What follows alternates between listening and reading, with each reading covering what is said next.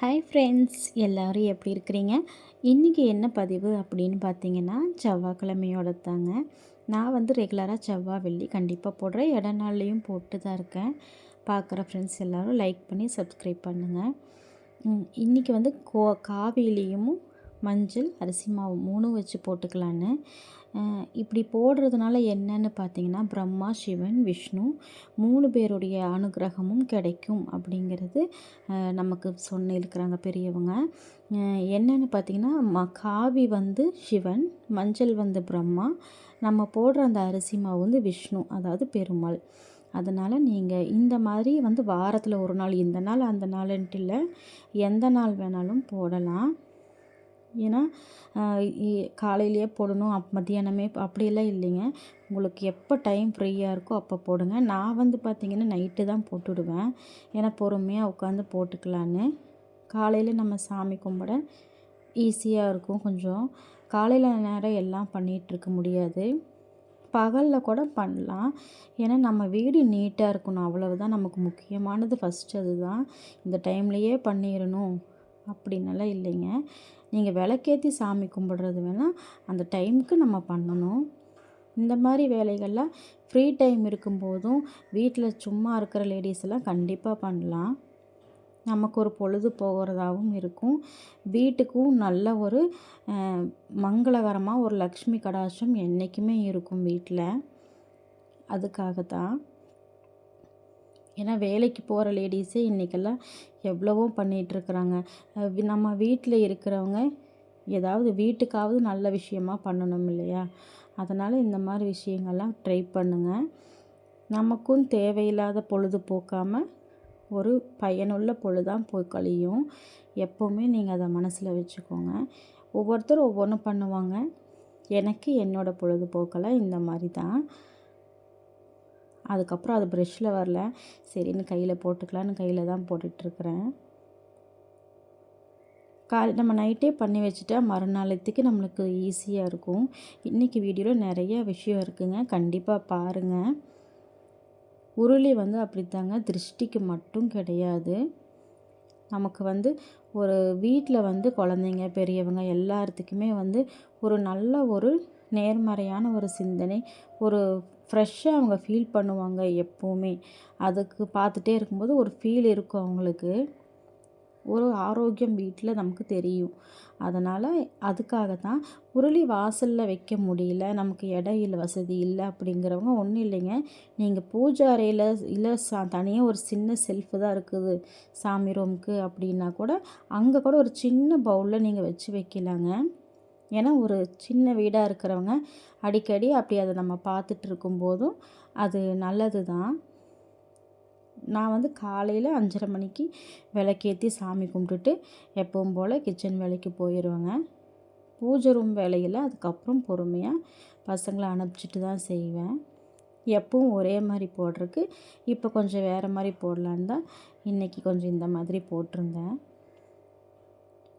ஏன்னா அவ்வளோதான் முடியும், காலையில் நேரம்லாம் அவ்வளோதான் முடியும். நம்ம இதுக்கப்புறம் போய் பூஜை ரூமில் பண்ணுறதுக்கெல்லாம் டைம் இருக்காது. முடிச்சுட்டு சமைச்சு முடித்து அவங்கள ஸ்கூலுக்கெல்லாம் அனுப்பிச்சிட்டு உட்காந்து முருகன் பதிகம் படிச்சுட்டு அதுக்கப்புறம் தான் நான் ஒரு 9 மணி 9:30க்கு மேலே ஆகிடும், 10 மணியே ஆகிடும், அப்போ தான் வருவேன். இன்றைக்கி நான் எதுவும் பண்ணி வைக்கல, நேற்றே ரெடி பண்ணி வைக்கல. ரொம்ப டீப் க்ளீனிங் பண்ண மாட்டேங்க. ஆனால் ரெகுலராக சாமி கும்பிட்றக்குன்னு வந்துட்டாலே கொஞ்சம் அதெல்லாம் எடுத்து தொடச்சி க்ளீன் பண்ணிவிட்டு, ஏன்னா சாமி படமெல்லாம் தொடச்சி முழுசாக விபூதி மஞ்சள் குங்குமம்லாம் மாற்ற மாட்டேன். அதெல்லாம் பண்ணணுன்னா நம்ம அமாவாசை பௌர்ணமிக்கு தான் பண்ணுவேன். இப்போ ரெகுலராக இந்த மாதிரி சாமி கும்பிடும்போது, ஏன்னா நம்ம முந்தா நேற்று கும்பிட்டது அது கொஞ்சம் கசகசன்னெல்லாம் இருக்கும், காஞ்சது டஸ்ட்டெல்லாம் இருக்கும்.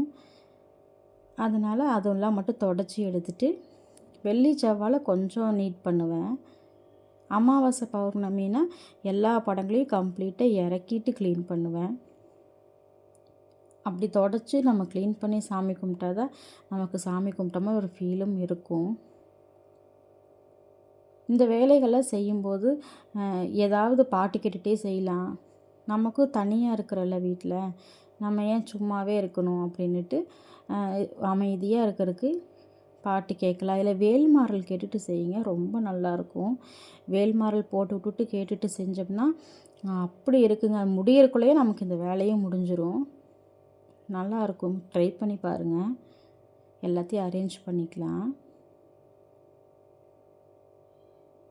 அவ்வளவுதான். ஃபுல்லாக எடுத்து பண்ண மாட்டேன். அந்த ஷெல்ஃபு மட்டும் கொஞ்சம் டஸ்ட்டாக இருக்கும்ல, அதுக்கு வேண்டி. இந்த பானையெல்லாம் கூட பாருங்கள், நம்ம தொடுறதே இல்லை அப்படிம்போம். ஆனால் பார்த்தீங்கன்னா சிந்தி இருக்குல்ல, நம்ம அப்பப்போ சாமிக்கு அங்கே பூ வைக்கும் போதெல்லாம் எப்படியும் கொஞ்சமாவது இதாகும்.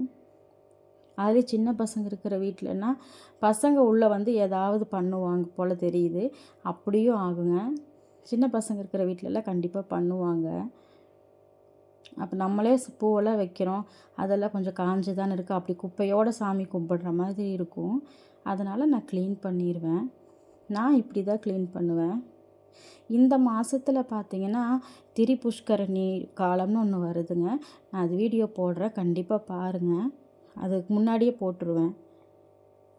எல்லாத்தையும் எடுத்து வச்சிடலாம். அவ்வளோதான், ரொம்ப பண்ண மாட்டேன். இந்த பானையில் இருக்கிற பொருளெல்லாம் கூட அமாவாசை பௌர்ணமிக்கு இப்படி தான் மாற்றுவேன். இல்லைன்னா வெள்ளிக்கிழமைகளில் மாற்றுவேன். அந்த மாதிரி பண்ணிக்குவேன். ஏன்னா திரிபுஷ்கரணி யோகம்னு அது நான் சொன்னேன் இல்லைங்களா, அது என்னன்னா நம்ம எது செஞ்சாலும் 2 மடங்காக 3 மடங்கு ஆகும் அப்படின்னு சொல்லி சொல்கிறாங்க. அந்த நாளில், அதாவது கெட்டது கூட செய்யக்கூடாது, நல்லது தான் செய்யணும். அந்த மாதிரி அது அந்த டைம் இருக்குங்க. அது நான் தனியாக சொல்கிறேன் உங்களுக்கு. இப்போ அப்படியே கீழ் ஷெல்ஃபும் பார்த்தீங்கன்னா, இப்போ அந்த பூவெல்லாம் நேற்று கும்பிட்டுருந்தேன் சோமவாரத்துக்கு. அதனால் நேற்று நான் க்ளீன் பண்ணி தான் கும்பிட்டேன் இந்த ஷெல்ஃபு. அதனால் நீட்டாக தான் இருக்குது. அதனால் அந்த காஞ்ச பூவை மட்டும் எடுத்துகிட்டு சரி நம்ம சாமி கும்பிட்டுடலான்னு. அதே மாதிரி அந்த சங்கில் இருக்கிற நீர் அப்படி தான் எடுத்து வாசப்படிக்கு தொளிச்சிருவேன். எப்படியோ 4 வாரம் கும்பிட்டாச்சுங்க. இனி 1 வாரம் தான் சோமவார விரதத்துக்கு. அப்படியே இங்கேயும் செல்ஃபுக்கும் சரி கோலம் போடலான்னு. கீழே பார்த்திங்கன்னா எப்போவுமே நான் வந்து வெத்தலை தீபம் போடுறத விடங்க சட்கோண தீபம் போடுறதுக்கு தான் நான் கொஞ்சம் இம்பார்ட்டன்ஸ் கொடுப்பேன். அது எனக்கு ஒரு பழக்கமாகி போச்சு.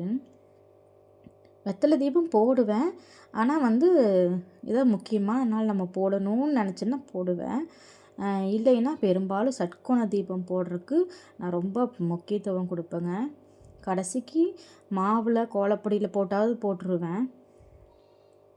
அதுக்குள்ளே அதெல்லாம் காயறதுக்குள்ளே சின்னதாக ஒரு கேசரி பண்ணிக்கலாம் அப்படின்ட்டுன்னு கொஞ்சமாக 1 டம்ளர் ரவை எடுத்துகிட்டு ஒரு 3 டம்ளர் தண்ணி வச்சுக்கோங்க. 2 டம்ளர் சர்க்கரை போட்டுக்கோங்க. போதும். இது குயிக்காக பண்ணுற கேசரி, ஒரே பாட்டில் 1 பாட் கேசரி மாதிரி. இது நல்லாயிருக்கும், ட்ரை பண்ணுங்கள். கொஞ்சம் பால் விட்டுக்கோங்க. ஆயில் அப்படி சன்ஃப்ளவர் ஆயில் வந்து நீங்கள் எப்படி உப்புமாவுக்கு ஊற்றுவீங்களோ அந்த மாதிரி ஊற்றுங்க. ஃபுட் கலரும் அப்படி தான் கொஞ்சம் கரைச்சி ஊற்றிக்கோங்க. திராட்சை முந்திரி போட்டு அவ்வளோதான் முடிஞ்சுது. சீக்கிரம் ஆகிடும், ஆனால் நல்லாவும் இருக்கும். கொஞ்சம் கிஸ்மிஸ் ஃப்ரூட்ஸ் வந்து பசங்க சாப்பிடுவாங்கங்கிறனால நல்லா இப்படி கிண்டி வச்சுட்டு அது நம்ம சாமிக்கு பூவெல்லாம் வைக்கிறதுக்குள்ளே அது ரெடி ஆகிடும். பார்த்திங்கன்னா அப்படியே விளக்கேற்ற ஆரம்பிச்சிடலான்னு விளக்கெல்லாம் ஏற்ற ஆரம்பிச்சிட்டேன். இது நல்லா காஞ்சிருச்சு பாருங்கள். நம்ம அதை செஞ்சுட்டு வரக்குள்ளே இங்கே காஞ்சி ரெடி ஆயிரும்.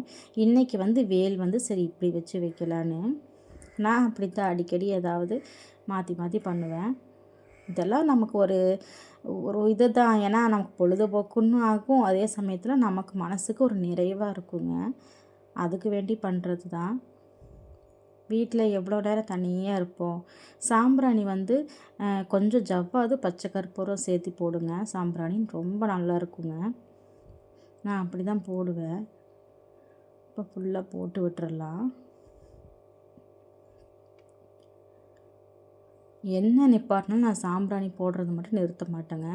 அது எப்படியாவது வாரத்தில் 4-5 வாட்டி நான் வீட்டுக்கு வந்து போட்டுருவேன். வெளியும் அப்படி தான். நம்ம காலையில் சாமி கும்பிட்டுருந்தா கூடியும், ஏன்னா நம்ம இப்போ சாமியெல்லாம் கும்பிட்டு அப்படி இப்படின்னு 1 மணி 1:30 மணி கிட்டக்க ஆயிடுச்சு.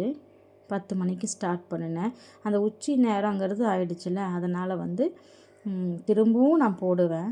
வீடு ஃபுல்லாக நம்ம அந்த விளக்கு ஏற்றுனதுக்கப்புறம் சாம்பிராணி போடும்போது வீடு முழுக்க போடணும்.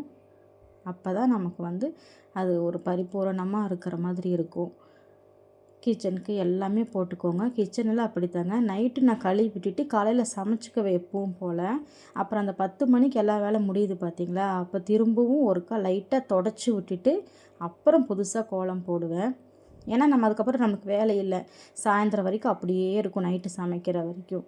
அதனால் வீடும் நீட்டாக இருக்கும். இல்லை வீட்டிலலாம் இருக்கிறாங்க, நமக்கு வேலை இருக்குன்னா நான் காலையிலே பண்ணி கும்பிட்டுருவேன் அதெல்லாம். எவ்வளோதாங்க என்னோட இது இப்படி தான் முடியும். செவ்வாய்க்கிழமை, வெள்ளிக்கிழமை இல்லை மற்ற நாளில் இப்படி தான் முடியும். நீங்கள் உங்களுக்கு தெரிஞ்ச விஷயங்களையும் என் கூட ஷேர் பண்ணுங்கள். எனக்கு அது கொஞ்சம் ஹெல்ப்பாக இருக்கும் சொன்னீங்கன்னா. அதே மாதிரி கொஞ்சம் சப்ஸ்கிரைப் பண்ணிவிட்டு லைக் பண்ணுங்கள். இல்லை வீடியோவில் ஏதாவது உங்களுக்கு தெரிஞ்ச மாதிரி இன்னும் ஏதாவது விஷயங்கள் இருந்ததுன்னா அதை என்கிட்ட சொன்னீங்கன்னா எனக்கு அது கொஞ்சம் ஹெல்ப்பாகவும் இருக்கும். கண்டிப்பாக வீடியோ எல்லாருக்கும் பிடிச்சிருக்குன்னு நினச்சிருக்கேன். பிடிச்சிருக்கிற ஃப்ரெண்ட்ஸ் அத்தனை பேரும் சப்ஸ்கிரைப் பண்ணி லைக் பண்ணுங்கள், கமெண்ட் பண்ணுங்கள். திரும்பவும் நம்ம வீடியோ புதுசு வரும், அதுவும் பாருங்கள். பாய்.